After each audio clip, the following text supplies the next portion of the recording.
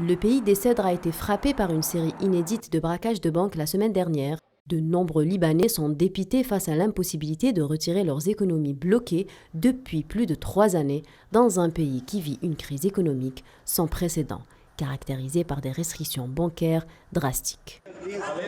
Mercredi, une dénommée Sally Hafiz, jeune Libanaise âgée de 28 ans, a pris d'assaut une banque de Beyrouth pour récupérer ses économies bloquées afin de payer les frais d'hospitalisation de sa sœur atteinte d'un cancer. Suite à cet incident, le même jour, un homme a braqué une autre banque au nord-est de la capitale. Vendredi, 3 autres braquages ont été recensés, dont 2 à Beyrouth et 1 dans le sud du pays.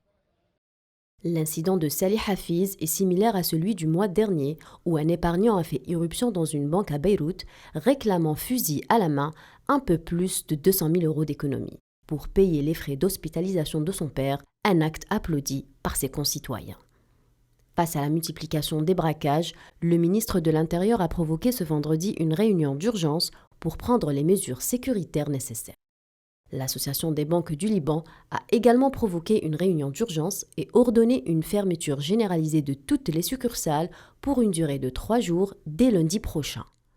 Selon la Banque mondiale, les autorités libanaises auraient dilapidé les dépôts des épargnants ces 30 dernières années grâce à une pyramide de Ponzi, une expression qui se réfère à un montage financier considéré comme frauduleux, un argent profitant aux banques ainsi qu'aux dirigeants politiques qui sont leurs clients.